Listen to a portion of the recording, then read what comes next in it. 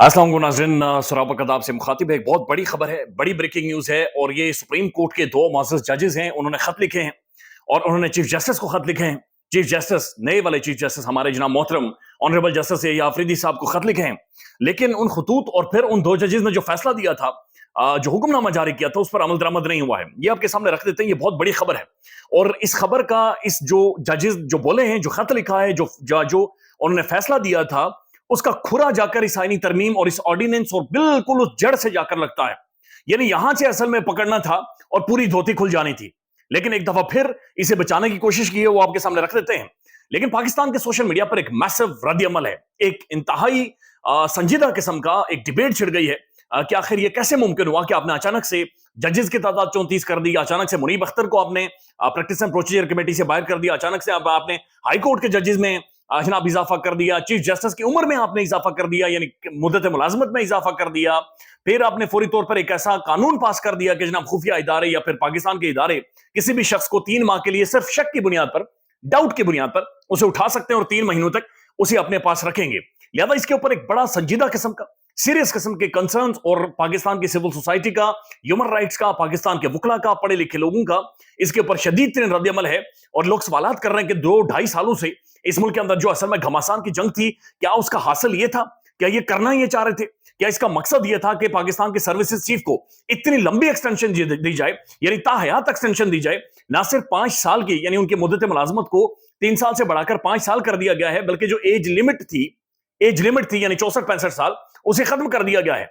उस लिमिट को खत्म कर दिया। और जितनी तेजी में इन्होंने ये बिल्स मंजूर करवाए, यानी को 15 मिनट में, को 16 मिनट में, को 10 मिनट में, यानी दस्ती दस्ती इन्होंने बिल्स, इतनी देर में तो बंदा बाथरूम में जाकर फारिग और रिलैक्स होकर नहीं आता। जितनी जल्दी पाकिस्तान के अपर हाउस और लोअर हाउस के अंदर इन्होंने फौरी तौर पर ये बिल्स मंजूर करवाए, इतना टाइम तो बंदे को वॉशरूम के अंदर लग जाता है।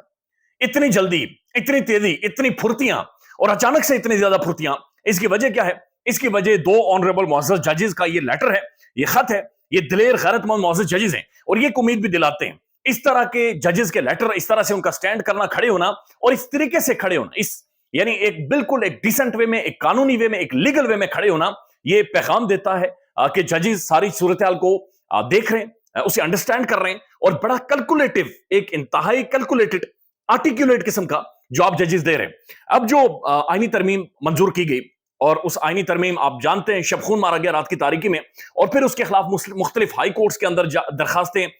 डाली गई कि जनाब जिस तरीके से आईनी तरमीम लाई गई है, और जो आईनी तरमीम का मकसद ये था कि सुप्रीम कोर्ट को बिल्कुल इंपॉर्टेंट कर देना, सुप्रीम कोर्ट के जो पर हैं उन्हें कुतर देना, खत्म कर देना, सुप्रीम कोर्ट को मार देना, बल्कि यहां तक कहा गया कि सुप्रीम कोर्ट का गला बंद करके सुप्रीम कोर्ट को दफन कर दिया गया है, जजेस को दफन कर दिया, उनके इख्तियारात ही खत्म कर दिए गए। यानी जुडिशल कमीशन के अंदर आपने सियासतदानों को शामिल कर दिया गया, दो हुकूमत के, दो अपोजिशन की, और फिर एक बंदा अकलियत से होगा जिसे स्पीकर कौमी असेंबली यानी चूज करेगा कि ये बंदा आ जाए अपनी मर्जी के, यानी सियासतदान, पॉलिटिकल बंदा, एक सियासतदान जिस ठग का इंटरेस्ट होता है, जो सब ये मार धाड़ करता है, जिसका इंटरेस्ट है, उसे उस कमेटी के अंदर डाल दिया गया है कि जो कमेटी अब खुद बेंच बनाएगी, जो कमीशन बाकायदा से जजेस को जनाब एलिवेट करेगा, तो उस कमीशन के अंदर इन्हें शामिल करके साफ पता चल रहा था कि इसके अंदर एक मैलाफाइड इंटेंशन है, इसके अंदर 2 नंबरी शामिल है। लेकिन ये जो 26वीं आईनी तरमीम थी, इसके बारे में अब जो खबरें आ रही हैं कि ऑनरेबल जैसे मंसूर अली शाह साहब जो उम्रा अदा करने गए थे 31 तारीख को, वो उम्रा अदा करके वापस पाकिस्तान पहुंचते हैं, और 31 तारीख को जुमेरात वाले दिन ही ऑनरेबल जस्टिस मुनीब अख्तर, जो कि सेकंड सीनियर तरीन जज थे, और फिर मंसूर अली शाह, ये दोनों ऑनरेबल चीफ जस्टिस यही आफरीदी साहब को खत लिखते हैं, और खत लिखकर ये कहते हैं कि जनाब प्रैक्टिस एंड प्रोसीजर एक्ट के तहत जो कमेटी बनी है, जिसके अंदर मुनीब अख्तर साहब को खुद चीफ जस्टिस ने शामिल किया है, कि जनाब उसका इजलास बुलाएं, यानी उसका इजलास बुलाएं, और वहां पर हम डिबेट और डिस्कशन करना चाहते हैं। जुमेरात वाले दिन वैसे भी प्रैक्टिस एंड प्रोसीजर के तहत जो कमेटी बनाई गई उसका इजलास होता था, लेकिन उस इजलास के अंदर बताया जा रहा है कि ऑनरेबल जस्टिस यही आफरीदी साहब नहीं आए, यानी मुनीब अख्तर साहब भी मौजूद हैं, मंसूर अली शाह साहब भी मौजूद हैं। मंसूर अली शाह सीनियर मोस्ट हैं, मुनीब अख्तर उसके बाद सीनियर हैं, ये दोनों जजेस तो मौजूद हैं, लेकिन चीफ जस्टिस साहब वहां पर मौजूद नहीं, और अगले दिन लाहौर चले गए। लेकिन बहरहाल प्रैक्टिस एंड प्रोसीजर एक्ट के तहत एक शिक उसकी मौजूद है मतीउल्लाह जान साहब के मुताबिक, जिसमें यह कहा गया है कि अगर चीफ जस्टिस नहीं बुलाते तो उसके बाद जो सीनियर तरीन जज हैं, यानी मंसूर अली शाह साहब या फिर मुनीब अख्तर साहब, ये बुला सकते हैं, ये खुद अपने तौर पर भी इजलास बुला सकते हैं। तो फिर मंसूर अली शाह साहब ने इजलास बुलाया मुनीब अख्तर साहब के चैम्बर में। अब दोनों जजेस वहां पर बैठे, जो कि प्रैक्टिस एंड प्रोसीजर एक्ट के तहत, ऑर्डिनेंस के बाद अमेंडेड एक्ट के तहत जो कमेटी बनाई गई है, ये दोनों मुअज़्ज़िज़ जजेस बैठते हैं और ये दोनों बैठकर ये डिसाइड करते हैं कि कल के दिन यानी 4 तारीख को एक फुल कोर्ट बुलाएं। फुल कोर्ट का मतलब ये कि तमाम तर सुप्रीम कोर्ट के जजेस को बुलाया जाए और ये एक एडमिनिस्ट्रेटिव साइड पर, ये जुडिशियल साइड के ऊपर एक मीटिंग हो और उस मीटिंग में सबसे पहले 26वीं आईनी तरमीम को डिस्कस किया जाए। इसके ऊपर सुप्रीम कोर्ट के तमाम तर जजेस खुद फैसला करें और उसके बाद आगे चला जाए। यानी सबसे पहले सुप्रीम कोर्ट तो खुद देखे ना, सुप्रीम कोर्ट की सडन डेथ हुई है, यानी सुप्रीम कोर्ट के हाथ पांव बांधे गए हैं। ये तो सुप्रीम कोर्ट को बिल्कुल इंपोर्टेंट करके बिल्कुल साइडलाइन कर दिया गया और 26वीं आईनी तरमीम की वजह से ही जो मौजूदा चीफ जस्टिस है पाकिस्तान के, ये चीफ जस्टिस बने हैं, नहीं तो इनका नंबर तो तीसरा है। इसके बाद बारी तो मुनीब अख्तर साहब की, मंसूर अली शाह साहब की थी, लेकिन तीसरे नंबर से इन्हें उठाकर चीफ जस्टिस बनाया गया है और सीनियरिटी में ये तीसरे नंबर पर आती थी। लिहाजा उन्होंने कहा जनाब सबसे पहले बुलाएं और फुल कोर्ट इजलास बुलाएं और फुल कोर्ट के अंदर यानी जजेस इस आज 26वीं आईनी तरमीम के ऊपर देखें क्या ये लीगल है, इलीगल है। सुप्रीम कोर्ट यानी जो बेसिकली जो पार्लियामेंट्री डेमोक्रेसी होती है, ये ट्राइकॉटमी ऑफ पावर होती है। यहां पर जुडिशरी एक पिलर होता है, रियासत का, स्टेट का एक पिलर होता है, एग्जीक्यूटिव होता है, गवर्नमेंट होता है, फिर जुडिशरी होता है, यानी ये एक पिलर के तौर पर देखा जाता है। लिहाजा इस ट्राइकॉटमी को खत्म किया गया था, एक पूरे इदारे को, पूरे पिलर को गिरा दिया गया था। अब जो खबरें आ रही हैं कि जनाब इन दोनों जजेस ने फैसला किया कि 4 तारीख को बाकायदा से ये बुलाया जाए और फुल कोर्ट इजलास बुलाया जाए और वहां पर फैसला हो। अब 4 तारीख तो कल गुजर गई है, यानी वहां पर उस दौरान कोई अहकाम जारी नहीं हुए। इन्होंने ये कह रहे हैं कि जनाब हमने बाकायदा से जो